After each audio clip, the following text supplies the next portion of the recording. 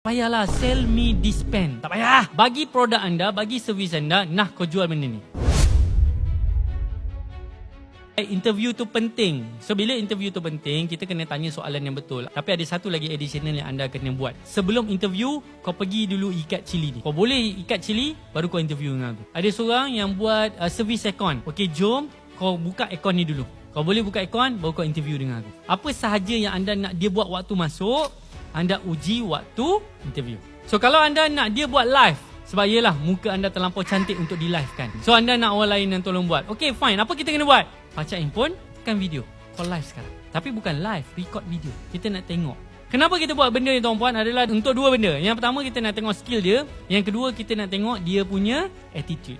Why? Sebab bila kita nampak dia tuan-puan, contohlah anda nak dia buat sale. Tak payahlah sell me this pen. Tak payah. Bagi produk anda, bagi servis anda, nah kau jual benda ni. So kita nak tengok, kalaulah dia macam jual lah, saya dah lama tak jual lah tuan. Dan perlu ambil ke tak? Tak boleh.